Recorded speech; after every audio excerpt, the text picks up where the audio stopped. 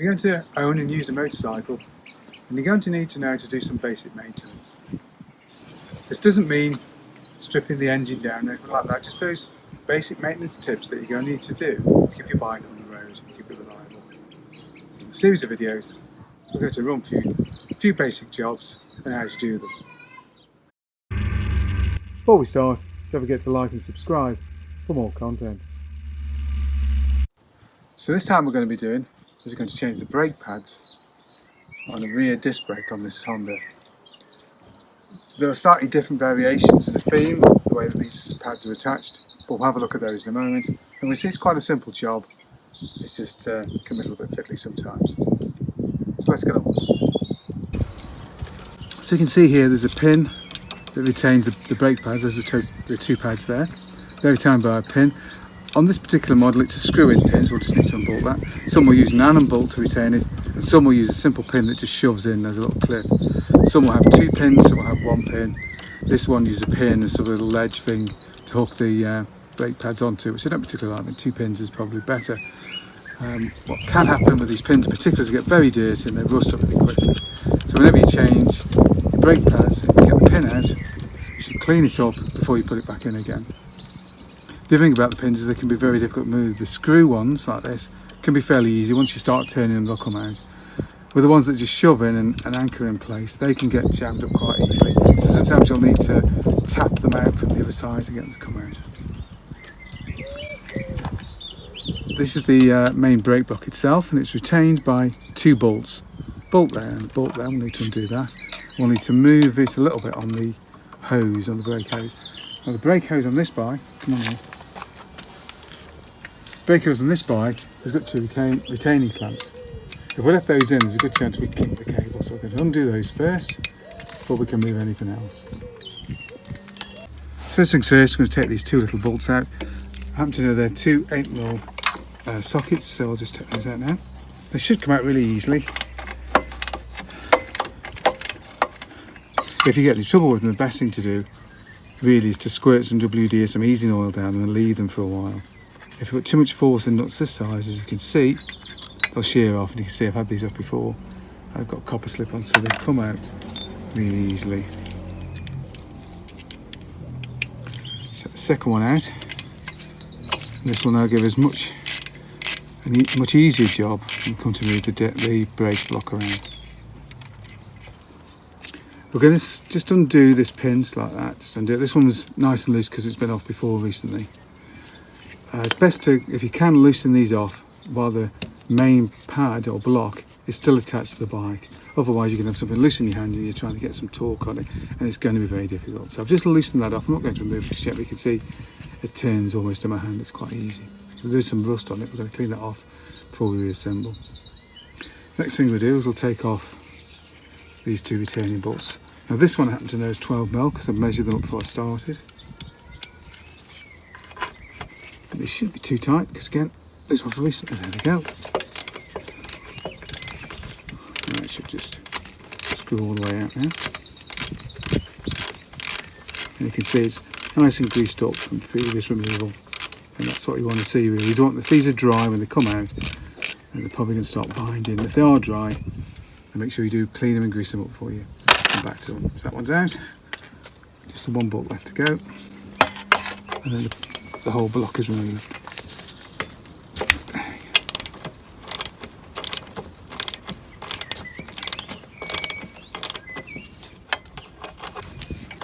So on this one I've switched to a spanner. Oops, awkward. Simply because of access. There isn't enough room to get a socket on. It's either that or remove the exhaust, and that's just too much of a ball, to be honest. So now we're going to remove the whole block. This should just wiggle away from the bike now. There we go. It's a little bit tight. As you can see, there's your retaining bolt, and these just hook into the other end. These just hook into there onto a little shelf, and that retains them in position. Bit of a naff design, I've always thought, but that's what they use. So I'm going to remove this pin all the way now. This should be hand tight, yep. And then we've got the pads themselves removed.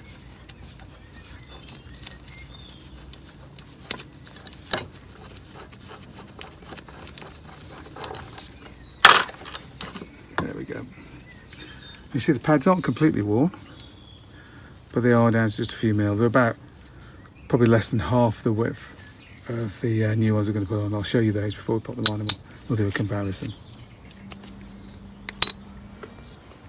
So I've carefully upturned the block now. This is the piston that's driven by hydraulics. This actually compresses the pads onto the disc, and there's a retaining spring there that just helps to hold the pads in place. This spring can be a pain in the backside, it can clip out really easily.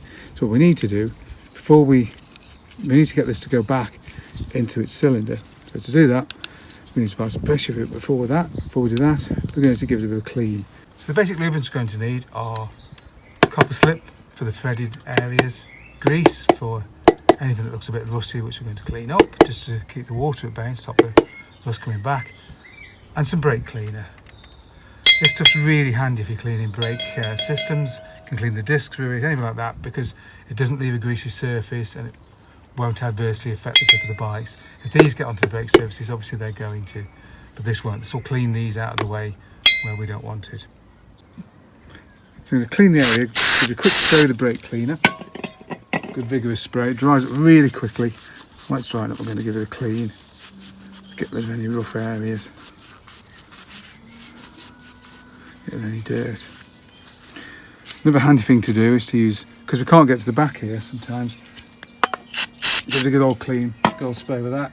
Use a cotton bud, which you can get right at the back, as you can see, to clean out any gunk.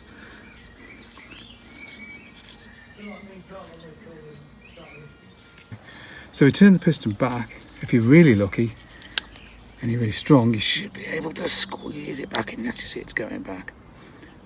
If it doesn't, you may have to use something like a G-clamp or a mole grip. Now if you're going to do that, you need to put a cloth either side, something to pad it out so you're not damaging the ends of the piston here or the back of your brake wall. We don't want to crack any of this, and we don't want to take the paint off. You know, we want to keep it looking nice. So, strong fingers, and you can see eventually it will go back. You can't really hammer this back. You're trying to return fluid from here back into the cylinder, which is right there. So it's going to return back to the cylinder there. So you can only do that slowly because it's quite viscous, quite a thick oil. So just keep squeezing, and you can see she's going back. Have a little rest, and we'll a bit more.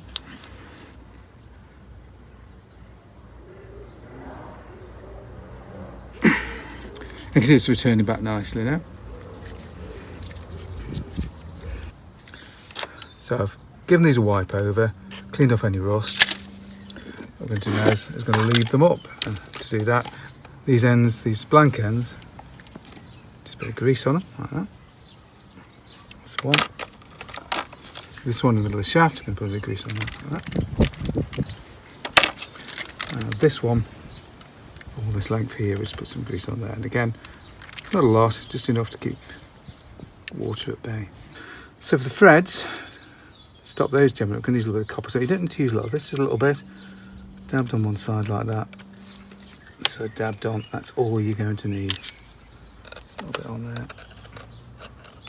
Okay, that's going to prevent the threads from jamming up. Just put a little bit on there. That's literally all you need. You don't need to go mad.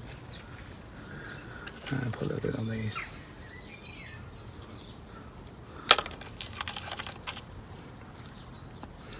So if you haven't been off for a long time, you find a lot of these are rusty, and you'll need to clean them up. Well, some wire wool maybe, or some sandpaper, just to get them nice and smooth again. And then we're going to put the lubricants on them just to keep rust away. And that's the nuts and bolts ready to go. So here's the nice new brake pads. Let's see, probably being orange, they look pretty similar to the ones, but there's an obvious difference in thickness. And that thickness is going to mean that they're going to conduct heat away better. They're going to offer more grip, and of course they're not going to wear away and start grinding metal, which is when brakes become incredibly dangerous. Now I've taken my gloves off for this part because we don't want to get any lubricant that we've been using previously onto these pads. These have got to stay nice and dry. So for that reason, gloves off, or if you have not used gloves, make sure you give your hands a good clean to get rid of any oily residue. the way the pads are going to sit is this end is going to just sit on there like that, and then they get retained by the pin and squeezed onto the disc. That's how basically they work, one sitting either side. So to fit them back on, I've got them fit them back in here. So what we need to do is put the two together, hold them in place, and insert the pin.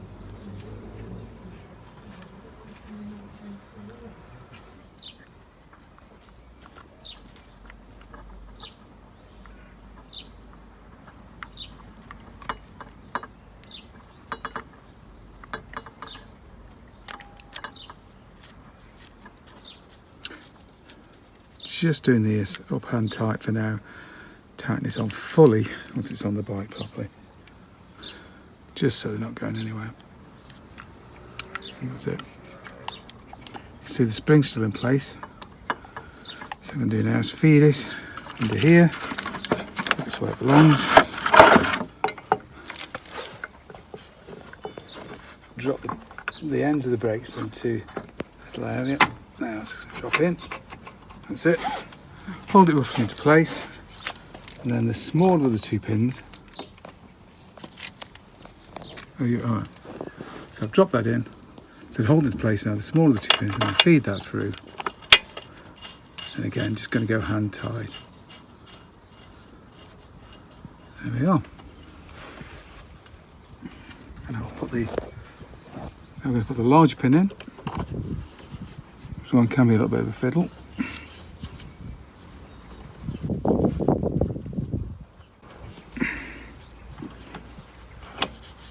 Goes. Again, it's going to go hand tight just to start it off.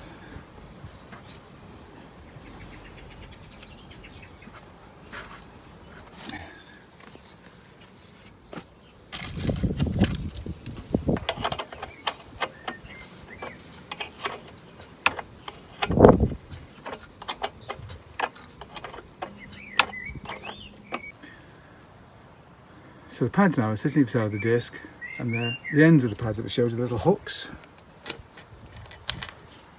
Those are just sitting on the back on that little shelf. I put that bolt in place, and that's going to stop the whole roller back to stop these falling out. I've done the pin up, and now it's a simple matter of tightening these nuts down.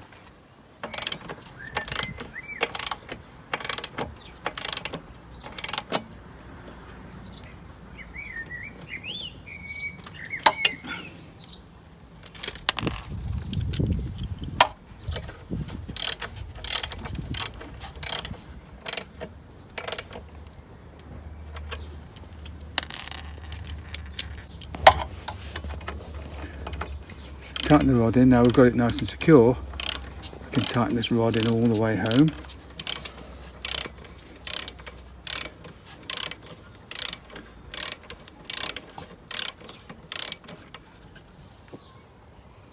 That's it. So the pads are in place. It's a simple matter of returning the sort of clamps back onto the side. Just put those on hand side. These should go in really easily, and again, they're not something you ever tighten. They're only 8mm. So it's not something you need to be swinging a dirty get big spanner on or anything like that.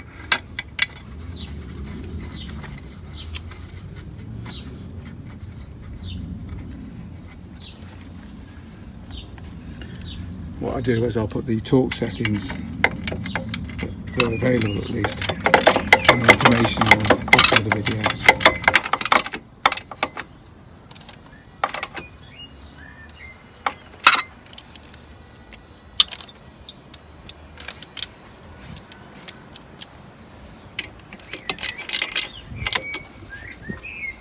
That's it. Brakes reassembled, nice and safe. Let's give it a check. So apply pressure. Now when you first put the things back in, because you've returned put the piston back, when you wanted to insert the discs, you probably need to pump the pedal a little bit, whether it's the front or the back, before you set off, just to get those pads firmly onto the disc. Otherwise, first time you pull up to something, you're going to find you haven't got any brakes. And that's it. Job done. Hope you found that useful. If you did, don't forget to like and subscribe. And of course, thank you very much for watching.